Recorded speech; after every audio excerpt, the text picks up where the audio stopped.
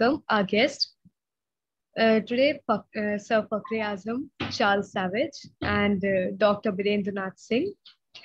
Firstly, I would like to introduce Dr. Birendranath Singh. So, Dr. Birendranath Singh is an eminent professor of management, having about 55 years of experience in senior administrative positions in the Government of India departments, IITs, and other central universities. Also, he has conducted corporate training programs for Indian Railways, IOL, NTPC, L&T, BHEL, Synergy Castings Limited, Hindustan Shipyards Limited, etc.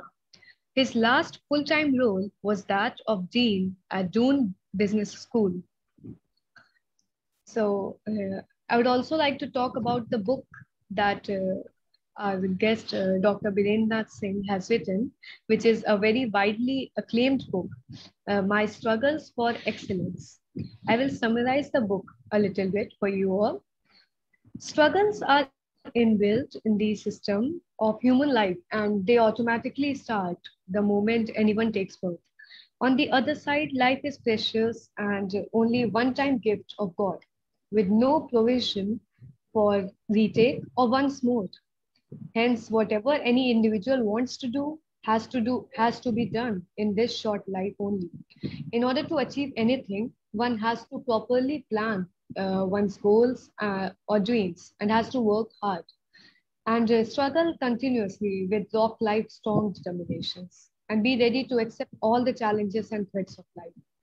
Failures are bound to come in the way, but one should not be upset from that. Rather, try to learn lessons from those failures.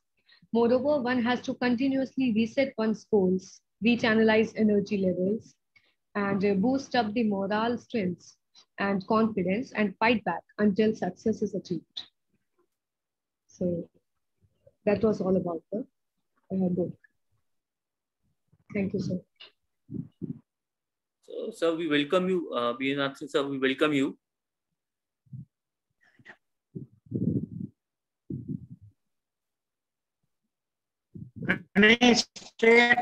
Please.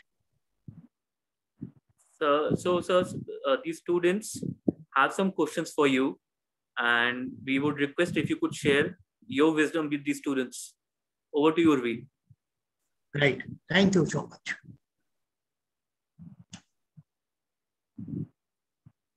Yes, sir. So, sir, there's a question that in your book, you talk about excellence. What does it mean? Like, if I am not, yes, sir. If I am not mistaken, you are Urvi. Yes, you are sir. Urvi. So let me first say 2-3 lines, because this is a auspicious day, that is the Teachers' Day or the Guru Divas. So I should not talk directly without having a Guru Bandhana, right?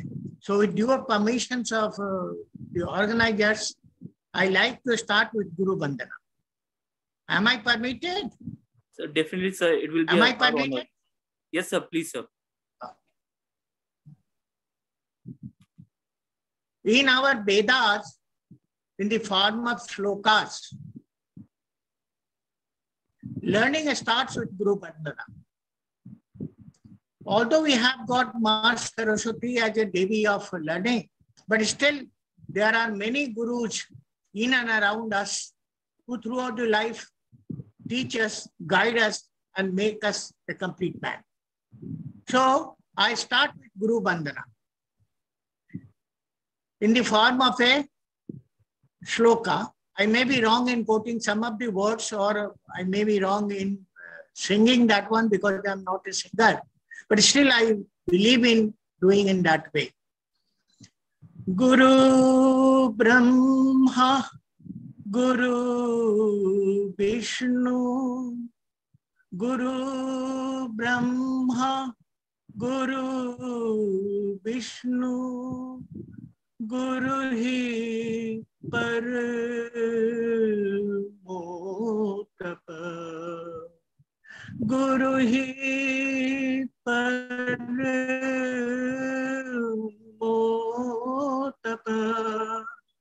Guru Sakshat Param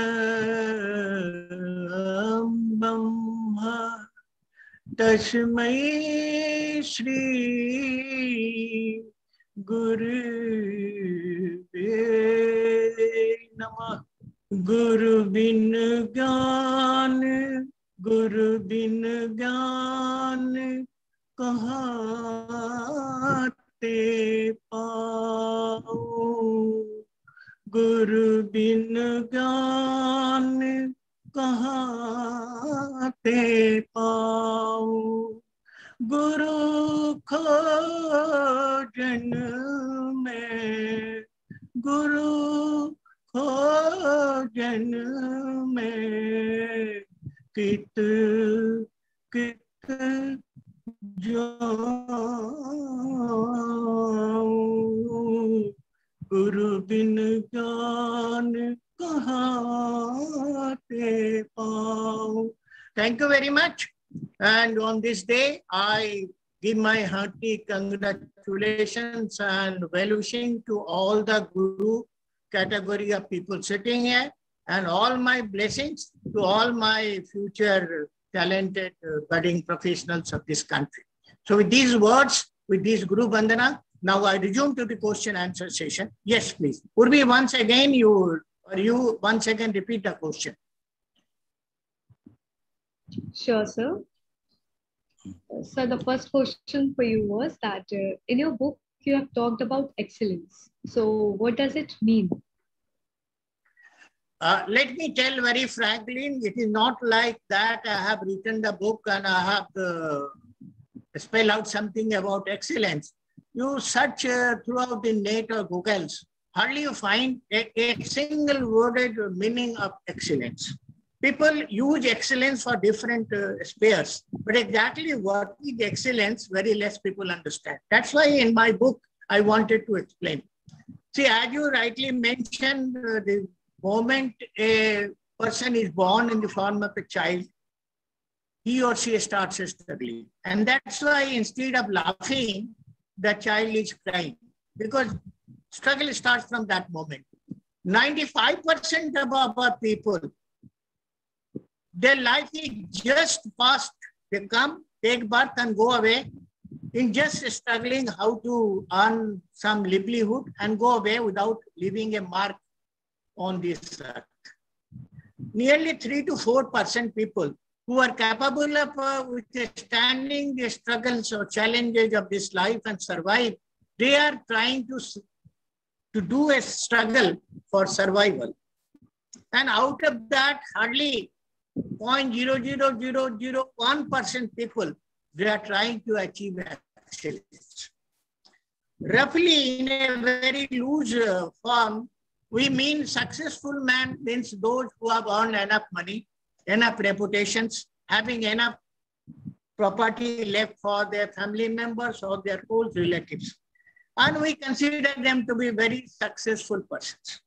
Kavi Guru Rabindranath Tagore, in his one of books, he mentioned that growth in a infinite straight line is not a growth.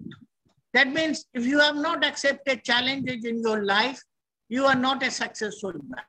And within these challenges, you have not to only secure future for yourself and for your family members, but at the same time, you have to secure the future of even those persons whom you don't know.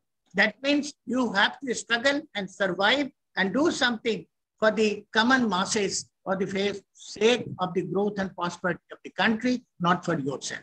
So that is excellence, and such excellent people in our society or any country, their percentage is hardly 0.00001%. I think I have tried to explain it. Yes, sir. Yes, sir. You have very well explained the word excellence here. So I would like to proceed with the second question. Like, is the level of excellence and success established by others or it differs for different people?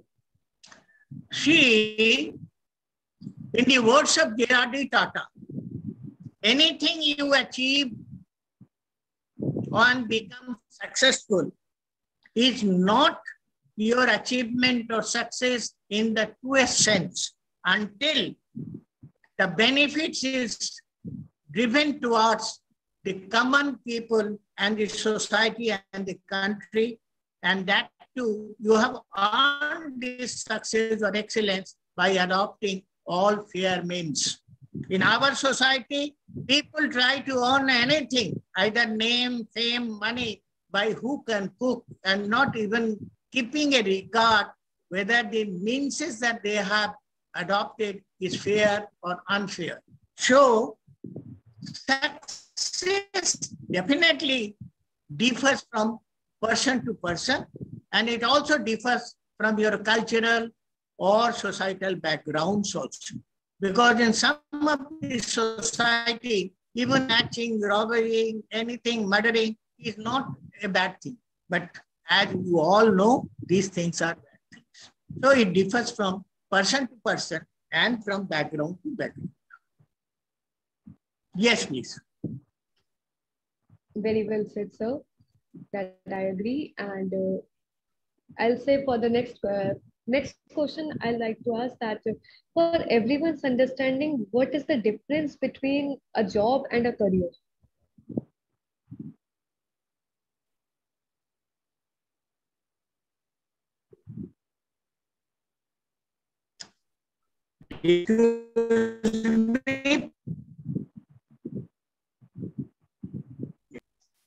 I think network is there. So you're Yes, audible yes, now. Urvi. Sir, am I audible now? Yes, yes, audible. Tell me. Okay, sir. So, sir, the next question is like, can you explain for everyone, like, what is the difference between the job and a career? Yes, let me try it in my own way.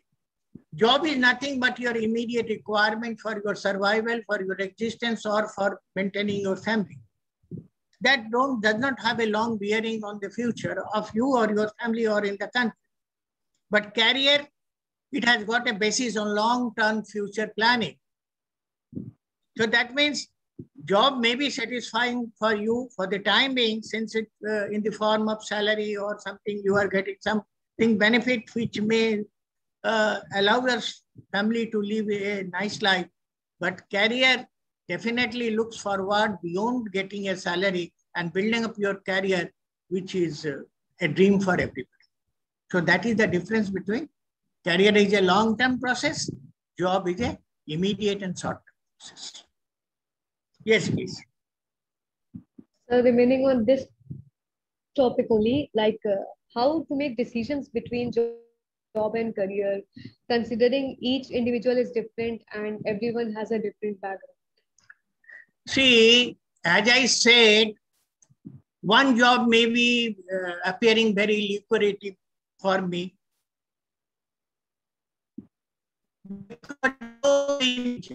My education, background, my culture, my heritage, my philosophical thinking, my spiritual level, so many things are involved with this. The same thing may not be applicable for somebody else who has got from different background. As I said, many people are there who join IIT, get a lucrative job either in abroad, but they don't work. They leave the job and go somewhere else. So in common ways, anybody is aspiring nowadays to become a student and get a degree, higher degree from IIT. And there are some people who are passing and simply living it, not opting for job. Similarly, there are many people who are successful as an IAS or IPS officer, but they don't continue it. I don't say that I'm a very big man, but I'm an IIT and I'm also XIS, everything, but I never did any job. Because it again depends that what are your priorities? What are your cultural heredities? What are your family background? And where is the focus? What you really want? So depending on these things, definitely you have to make a choice to which job you should continue or which career you should adopt. Yes, would be. Yes, sir.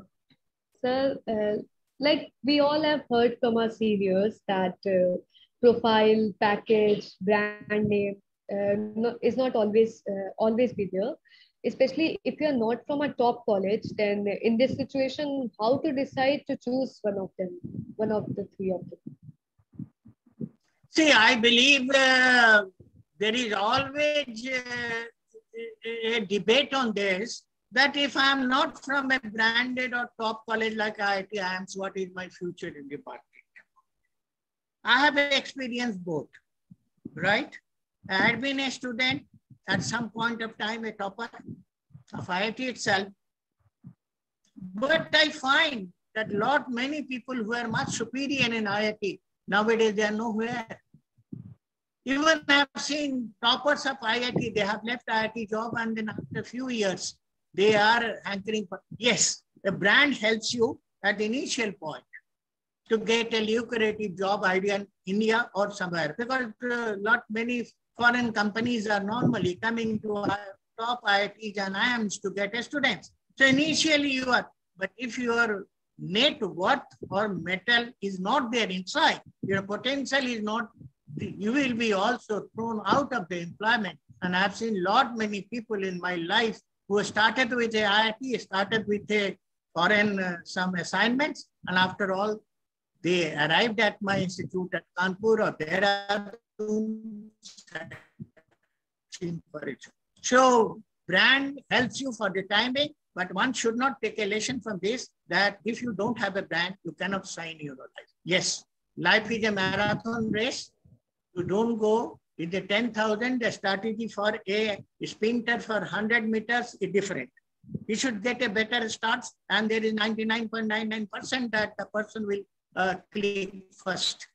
But for a marathon race, it does not matter that we started very nicely, and it might be that after 5,000 meters or 10,000 meters, you are thrown somewhere. So life is a marathon race. A starting point, no doubt, very important, but it is not a deciding point that ultimately where you reach in your life. Yes, should be. Very well explained, sir. Yes, sir. Sir, so on the same context, like we also hear that brand name of the college does not matter after few years. The reason I'm asking this is to understand that if someone is from a top college, will he always have an edge over others, or someone will have a chance better to from other colleges will have a better chance to do? For some time, initially, as I say, initially you have got a brand of a top IIT like IIT Kharagpur or Ahmedabad or something like initial. Because people are scared about you, rather even those who are sitting in the selection committees to appoint you might be that they are not from any of these colleges. So there is a psychological effect on their mind to reject a candidate from IIT Kharagpur or IIM Ahmedabad. But in the long run, those senior people who are giving their blood for the sake of the organization, they are able to recognize your initial potential and your future potentials. So it is not correct always, although initially apparently it looks correct, but it is not correct at all. Let me say in terms of academics, I know at least 30 to 40 people. Definitely they cannot be senior to me because as probably you know, now I am 77. So anybody who is a vice chancellor or a director of IIT IIM must be within 65. So I've got an age over those people. I've seen in my life that at least 30 to 40, at present also, the serving vice chancellors of most of the central universities and good universities, they are never from any of the branded college. Rather, they are from Indira Gandhi Open University, which earlier never had the status and recognition of a formal university also. So what you say, a person who has never attended regular classes in IIT or IIMs, now under him there are so many IIT PhDs and the professors, and they are working because he or she has now become a vice chancellor.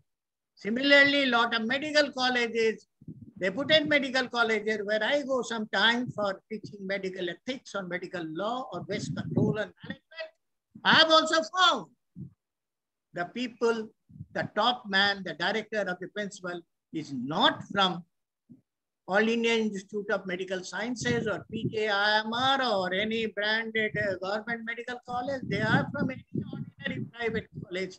And now they have, because academic excellence hardly suffices 40% of the total requirement for a senior position.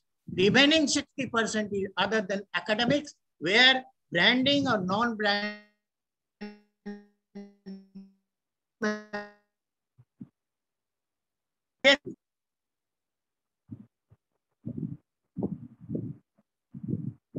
yes. Yes, sir. So, am I audible now? Yes. Yes, yes, you are very much. Okay, sir. With this, we come to the last question, sir. We Yes. all understand that failures are bound to come in the way. So instead of being upset, we should try to learn. However, it is easier said than done. So especially when we are young, as our reaction to a lot of things is very emotional. So as a young professional, not performing well in academics or not getting a dream job may be considered as a failure. So what is your Guru Mantra to handle failures in life? See, I have also mentioned in my book, My Struggle for Excellence, but to be very particular, recently one of my latest article has come from Ukraine, and the title of the article is Theory A, Theory B, and Theory C of Managing People. Therein, for the first time, I had to try to state 7 stages of mind of a human being.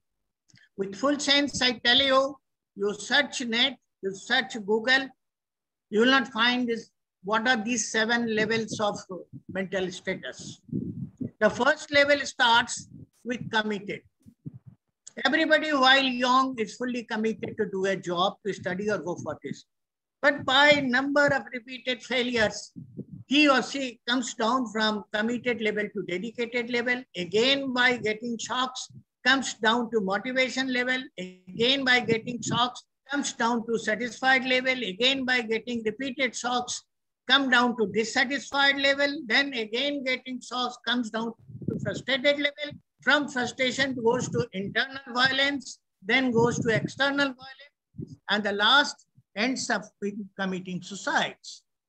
That's why you find most of the top branded engineering college or in management colleges, there are many suicides happening, particularly after the semester results. So coping of the failures is not easy. So in my book, I have already mentioned, although there is no time limit is there, that you should be equally prepared to accept your failures as you are very much prepared to accept your victory or winning. If you develop that mental setup, and failures are never a frustrations or setbacks. Failure means it is an indication that there are some shortcomings somewhere in your planning. It may be that your dreams were very high, but your efforts were not so good. Maybe that your reports were good, you did not get proper guidance.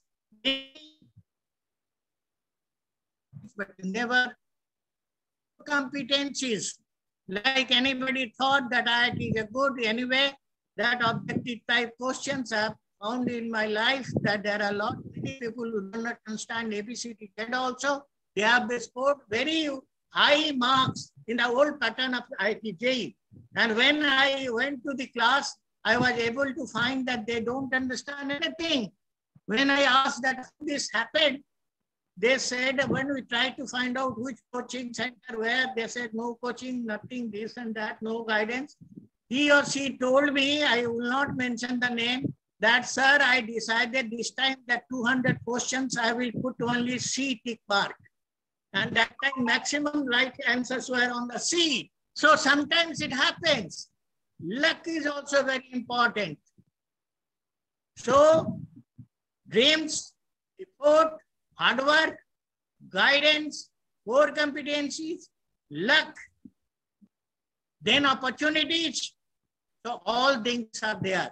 So this is one way to analyze that why you have failed. That's why in most of the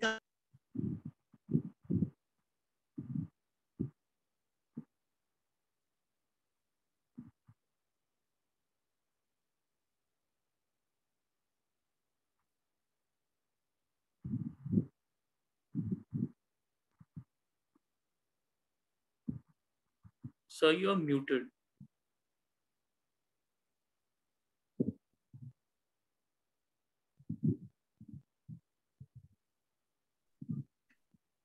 am I audible? Yes, sir.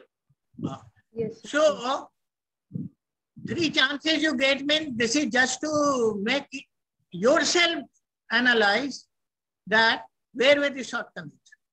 Was it this that you did not prepare well? Was it this that you did not get proper guidance? Was it this that your luck was not favoring? Was this that you did not take the blessings? I give so much emphasis on the blessings of your whatever religion you follow it. The blessings of your parents, particularly Almighty God, maybe Christ, maybe Allah, maybe Ram, anybody. So have at least bow down before the super Almighty, that He is everything to put some marks against you. That means HERO is hero, JDRO is zero. So ERO remains thumb.